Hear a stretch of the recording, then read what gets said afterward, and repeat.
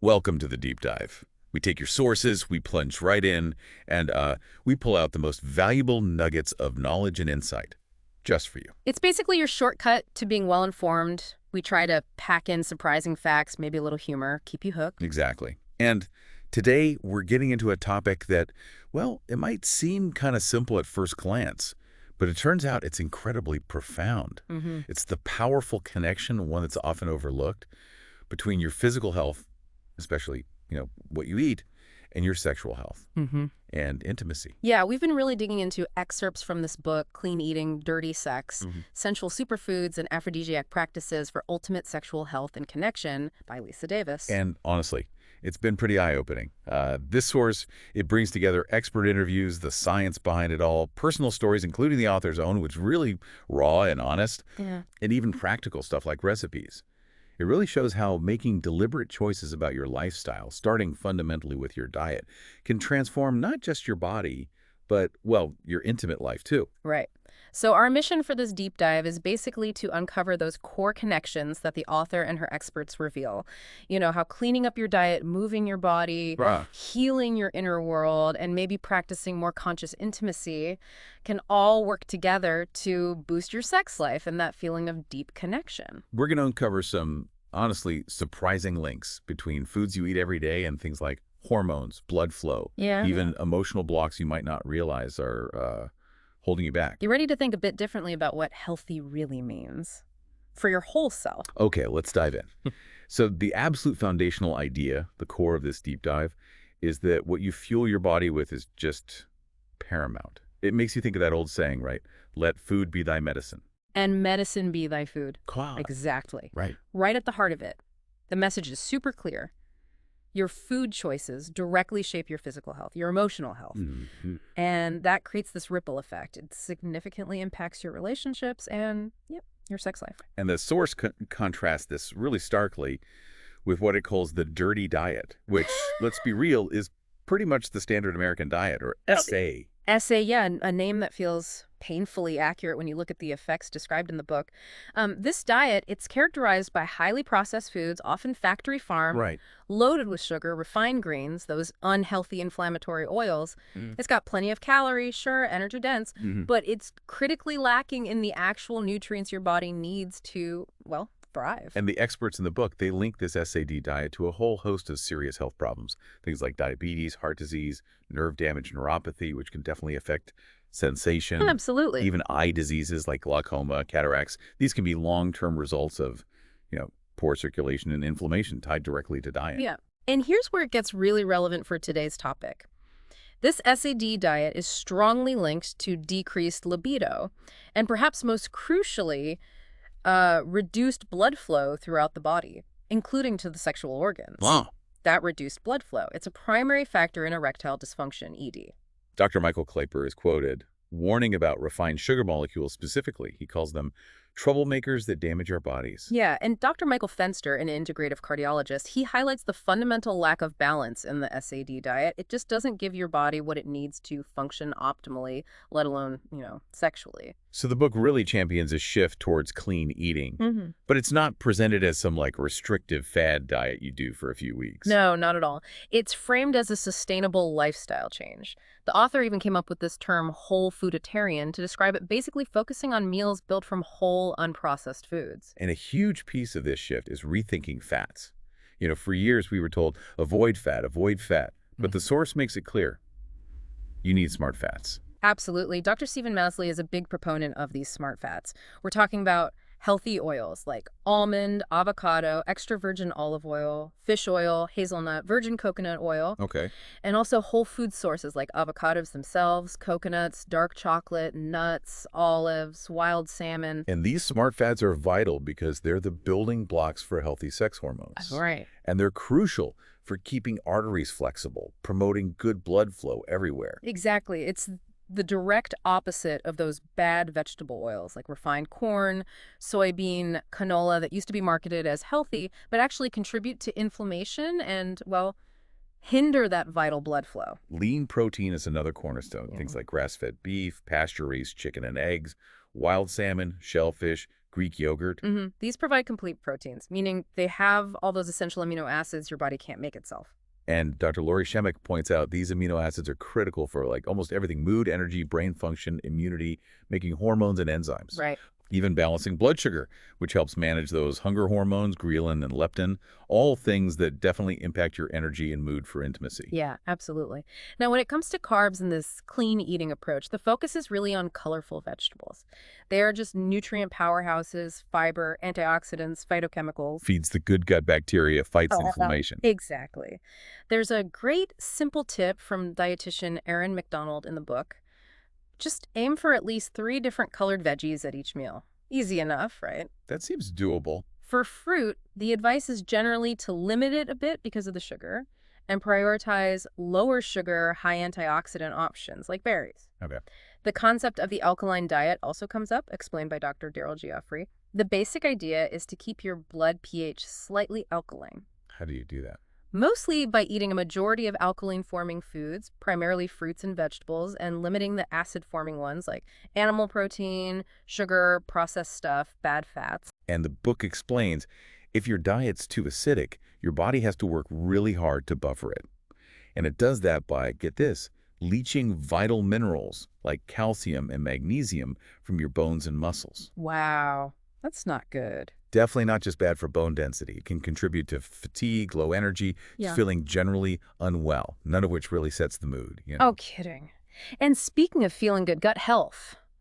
This deep dive revealed a truly fascinating link to sexual health here. Did you know that 90% of your serotonin, the happy hormone, it's produced in your gut? 90%. That's huge. It really reframes why taking care of your gut microbiome is so important. Things like fermented foods, prebiotics, bone broth. It helps heal the gut lining. It's fundamentally linked to your overall sense of well-being, your energy, your desire. It all connects. Totally. And the source even has this whole section, kind of like a Pantry for Pleasure dictionary, highlighting specific ingredients. We should pull out a couple of the more surprising ones. Okay, yeah. What jumped out at you? Besides the usual suspects like oysters. Well, how about black raspberries and blueberries? They're packed with antioxidants, flavonoids. They help improve blood flow, which can boost libido and stamina and specifically help with issues like ED. So they're not just healthy in general, they're circulation boosters. Interesting. And easy to add to things. What about something maybe a bit more unexpected? Carrots. Apparently, in ancient Greece, they believed carrots provided bedroom wisdom. Bedroom wisdom? Oh. From a carrot. I know, right? But modern science shows they have beta-carotene, which supports sex hormone production, and compounds that benefit muscles. So maybe the Greeks were onto something. Huh. Okay, what else? Cayenne pepper. That's known for having a kick. Exactly. And that kick comes from capsaicin. It increases blood circulation, and it also releases endorphins, those feel-good chemicals. So it warms you up and improves your mood. Kind of a double win for sex drive. Makes sense. And maca gets mentioned too, right? People sometimes call it natural Viagra. Yeah, maca is a powerful adaptogen. It's mentioned for its hormone balancing effects and libido enhancement. And we can't forget nuts, especially pistachios. They get a specific shout out for erection protection. Erection protection, okay. Yeah. Why pistachios specifically? It's due to their L-arginine content. L-arginine is an amino acid your body uses to make nitric oxide. Ah, nitric oxide. That relaxes blood vessels, improves blood flow.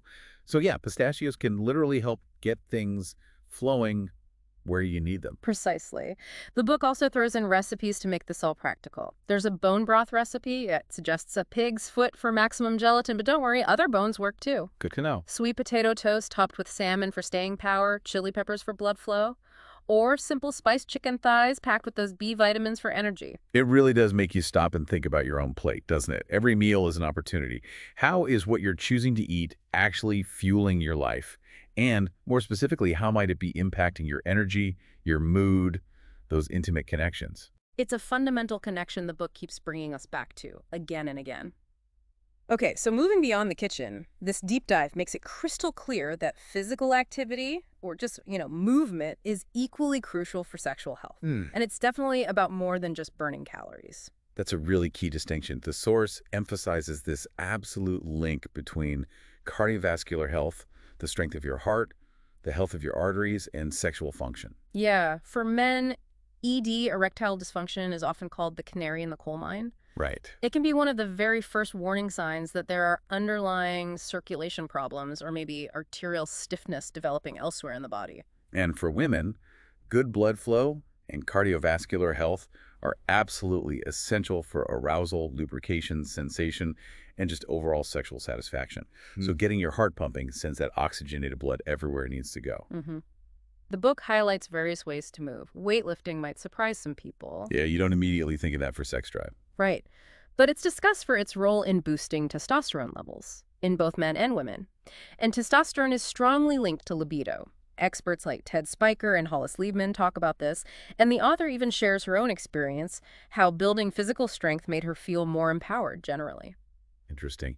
Then there's the obvious stuff. Cardio biking, running, swimming, dancing, even just brisk walking. The goal is just to get your heart rate up consistently to improve that circulation. And the best advice is find something you actually like doing, because then you'll stick with it. Makes sense. Walking, for instance, gets highlighted. It's low impact, super convenient, great for fitness, but also a fantastic way to connect with a partner. Like the author talks about walking her dogs. It shows that simple movement really matters. Yeah, definitely. Yoga is explored too, not just for flexibility or strength, but for that deep mind-body connection it fosters. The author shares a really powerful story about how yoga helped her find self-esteem, pushed her out of her comfort zone. It shows how connecting with your body through movement can really impact your inner world. And partner dancing. Huh? That gets a special mention for having like a ton of benefit. Oh yeah, weight loss, balance, coordination, core strength, better circulation, lower blood pressure, less stress. Wow. Plus, Dr. Robin Miller adds the cognitive benefits. It might even reduce dementia risk and boost neuroplasticity, the brain's ability to rewire itself. Plus, there's the social and romantic side. Debbie Ramsey calls it a 3-minute relationship on the dance floor connection, flirting. Wesley Boz apparently met his wife dancing. See? It works. It really makes you ask yourself, how can you find joy in movement? Not just for general health, but specifically to benefit your body and bring more energy and connection into your intimate life. And that connection between the body and the mind, it leads us perfectly into the next really crucial area this deep dive explores, healing those inner blocks, the things that can get in the way of real intimacy and sexual connection. Yeah, this section felt incredibly vulnerable, but also really important, especially with the author sharing so much of her own journey from early sexual ignorance and this really painful, unkissable moment when she was just 11. Oh, wow. To feeling like a loser. And then later, using sex to cope with problems or fill voids after loss, struggles that even led her towards sex and love addiction. Their honesty just underscores how our past experiences, especially the unhealed ones or the coping mechanisms we develop, can create these profound barriers to genuine intimacy. Totally. And the book identifies several major blocks that many of us probably face. One is almost shockingly simple: distraction. We are constantly plugged into the distraction universe, glued to our phones, social media, screens. It just disconnects us from the very human connection and communication that intimacy really needs. Dr. Deepak Kapoor makes a great point. Intimacy isn't passive. It takes work. It takes presence. You have to make a conscious choice to be fully there with another person, which is tough when you're constantly being pulled away by notifications.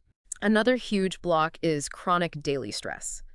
And this isn't just about feeling busy. It's a state where your body is constantly pumping out cortisol, the main stress hormone. Right. And when cortisol is chronically high, the source explains, it actually overrides and suppresses your sex hormones, like testosterone. That's a big deal. So prolonged stress just throws everything out of whack. Hormone balance, blood sugar, insulin levels. Exactly. It drives cravings, leads to weight gain, messes with sleep, and fundamentally, over time, weakens your sex drive and sexual health. Candace Birch outlines this really clearly. There's a specific scenario discussed called estrogen dominance, where you have high estrogen compared to low progesterone. This can make your body produce too much SHBG. Sex hormone-binding globulin rolls right off the tongue. Yeah, and SHBG does exactly what it sounds like. It binds onto testosterone, making it unavailable to your body. Lower testosterone means lower libido. And this whole imbalance can also interfere with your thyroid, leading to fatigue, weight gain, depression. It's all connected. And then there's unhealed trauma, presented as a really deep foundational block. Childhood trauma, for instance, can literally rewire your brain and nervous system for high reactivity. So it makes it harder to self-soothe. Exactly. Which can lead people to seek comfort externally, food, alcohol, sex, instead of being able to regulate their own emotions from the inside. Julian Simon highlights that Our behavior often comes from our inner world. Emotions, sensations, needs, thoughts, not just logic or willpower.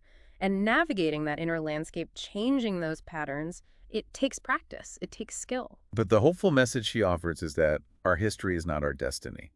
Practices like mindfulness can actually help rewire the brain. So how do we heal these blocks? The book talks about different paths. For the author, bioenergetic therapy was a major turning point. It helped her process deep emotions, build a healthier sense of self. And that shifted her approach to sex. Yeah, from using it to fill a need to being able to actually share love and intimacy. Inner bonding. The process from Dr. Margaret Paul is presented as another powerful tool. It's about taking personal responsibility to heal those underlying issues. Depression, anxiety, low self-esteem that can sabotage relationships and intimacy. It teaches you to distinguish between your wounded self, that part that learned coping mechanisms to control things, avoid pain, and your loving adult. Okay, the loving adult. That's the part that can connect with your own inner wisdom, bring compassion to your inner child. The core idea is shifting your intention from protecting yourself to being open to learning. That allows fears to fall away and helps you build real inner strength. And mindfulness and self-connection practices, like Julie Simon teaches. It's about becoming aware of what's going on inside emotions, sensations, needs, thoughts, without judging it. Right, developing that inner nurturer voice to offer comfort and support to your feeling self. It's a really profound section. It challenges you to look inward, doesn't it? What inner blocks, maybe distraction, maybe stress, maybe old wounds, might actually be getting in the way of the intimacy and connection you really want. Yeah, because the book makes it clear healing often has to start from within. So, building on that foundation of physical and inner health, the deep dive then shifts into more conscious practices. Things you can actively do to deepen connection and enhance sexual pleasure. The book introduces what it calls the 3 T's for intimacy. The 3 T's. Okay, what are they? Trust, talk, and touch. Trust, talk, touch. Makes sense. Let's start with trust. It's presented as the absolute bedrock. And interestingly, it starts with self-trust. Simply keeping the promises you make to yourself. If you say you're going to exercise or eat better, following through builds that internal reliability. Okay, so it starts internally. How does that translate to relationships? Well, Dr. Margaret Paul emphasizes that trust in a relationship is built when both people are open to learning rather than controlling. You can't guarantee or control how your partner will react when you're vulnerable. Right. But having that self-trust allows you to choose to be open and authentic anyway, and that's the only way to build real, deep connection, whisking their response, basically. Okay. Then talk. Communication. Seems obvious, but crucial. Absolutely fundamental. Dr. Deepak Kapoor highlights it as key to human connection and therefore key to intimacy. You have to be able to share your needs, your desires, your vulnerabilities. And the 3rd T, touch. Yeah. And crucially, the book emphasizes that not all touch has to lead to sex. It introduces Dr. Patty Britton's touch continuum. A continuum, like levels. Exactly. 5 ascending levels. Healing touch, affectionate touch, sensual touch, erotic touch, and then finally, sexual touch. This framework helps normalize and encourage different kinds of physical connection that aren't solely focused on intercourse as the end goal. That's really helpful. It takes the pressure off, maybe. And then, surprisingly, there's a link made to skin health as part of sensuality. Yeah, it seems logical when you think about it. The concept is great skin from within. Your skin is your largest organ, right? And its health is deeply connected to your diet, nutritional deficiencies, inflammation, your gut bacteria. It can all show up on your skin. Dr. Trevor Cates is cited on how food choices directly impact skin vitality. And bone broth pops up again here. The collagen is great for skin hydration, elasticity. Contributes to what the book calls a sexier glow. Makes sense. And there are practical skincare tips too. Cleanse, exfoliate, moisturize, hydrate. Susan Simonelli suggests washing with cloth, warm water wash, cool rinse, and this Hollywood dry brush routine. Dry brushing? Yeah, brushing towards the heart to stimulate circulation and lymphatic drainage. Using a tinted moisturizer with antioxidants is another tip for daily protection. And professional facials. Michelle Nunes talks about how they aid circulation, lymphatic drainage, reduce puffiness, clear pores. Plus, they're relaxing. A clay mask at home is suggested as a good alternative, too. Okay, but a really critical point in this section is about avoiding toxins in skincare products. Huge. Your skin absorbs what you put on it. David Pollack provides a list of 10 chemicals to watch out for, and get this difference in regulation. Yeah. The U.S. has banned only 11 chemicals in cosmetics. Europe, over 1,000. Wow, that's staggering. That alone makes you want to read labels more carefully. Looking for things like parabens, which some studies suggest mimic estrogen, or PEGs, which are petroleum-based. Exactly. Choosing cleaner products is just another part of clean living for intimacy. The book also gets practical about creating this space for intimacy. Time and privacy are obviously essential, carving out a safe, distraction-free zone, both physically and mentally. Mark Kroll suggests clearing inner clutter is just as vital as clearing the room. He even mentions hypnosis as a tool some people find helpful for that. And scheduling sex. Sounds maybe unromantic, but Vanessa Marin's tips suggest it can actually build anticipation. Yeah, turn it into a deliberate date, use flirty texts beforehand to build excitement, and having a stocked bedside table, just simple, practical stuff so you have everything you need handy. Right. And finally, exploring sex and initiation. Vanessa Marin encourages this attitude of, you never know until you try, when it comes to trying new things. The book even touches on things like anal play, emphasizing that exploring pleasure in different ways doesn't define your sexual orientation, and it can feel good because of nerve endings there. Okay. And for initiating sex. Small changes can make a big difference. Lavish compliments, tell your partner why you want them. Be a playful tease, build anticipation with texts, or express intensity like, I need to have you right now. The key seems to be making it feel fun and comfortable. Maybe even using a code word if that helps lighten the mood. Exactly. Playfulness. The deep dive also makes sure to spend some important time on specifics for female sexual health, really moving past some persistent myths and misunderstandings. Good. That feels necessary. Yeah. Like the clitoris, right. It debunks that idea that it's just the small visible button. Totally. Thanks to research like from Helen O'Connell, we now understand it's this huge structure. It has legs, extensive erectile tissue extending internally. The tip alone, over 8,000 nerve endings. 8,000. And its only known biological function is pleasure. That understanding changes everything about how we approach female pleasure. So the book discusses G-spot stimulation techniques. Yeah, things like positions being on all fours, for example, or using a specific come-hither finger motion, or certain sex toys designed for that area. And the source also talks about how our understanding of female sexual response itself has evolved. We're moving away from those older kind of linear models. Exactly, like Masters and Johnson's or Kaplan's stages, desire, arousal, orgasm. Those models sometimes pathologize women who didn't fit that exact pattern. So what's the newer model? Dr. Basson's circular model. It offers a much more inclusive view. It recognizes female response is often nonlinear. Nonlinear meaning? Meaning desire isn't always the starting point. It emphasizes that relational components, feeling connected, desired, safe, are often key ingredients that lead to desire and arousal. Oh, okay. That makes a lot of sense. And it also acknowledges the capacity for multiple orgasms. It just sets more realistic and empowering expectations overall. Pelvic floor health comes up too. Usually people just think Kegels. Right, but it's more nuanced than just squeezing. The book mentions tools like vaginal weights, barbells, even vacuums. Kim Anami talks about these for actually strengthening those crucial pelvic floor muscles. Why is that important? Those muscles are vital for sensation, for orgasm intensity, and also for bladder control. Okay. And finally, there's something called vaginal laser treatment. Mona Lisa Tucci. Yes, discussed by Dr. Nicole Fleischman. It's presented as a viable option for women experiencing symptoms of vaginal atrophy. That's the thinning and drying of tissues that can cause itchiness, dryness, pain during sex, burning, sometimes even frequent urination. How does it work? It stimulates collagen production in the vaginal tissues, which can effectively reverse those symptoms. It's highlighted as especially valuable for women who can't use estrogen therapy, like breast cancer survivors, or women who've had their ovaries removed. And it works even for older women. Yeah, the book notes it can be effective even for women in their 70s or 80s, helping them maintain comfortable sexual relations later in life. Wow. Okay, bringing this all together, this deep dive really reinforces that making lasting change, whether it's diet, movement, inner healing, intimacy practices, it isn't always easy, no, but it is absolutely possible and deeply rewarding. Definitely.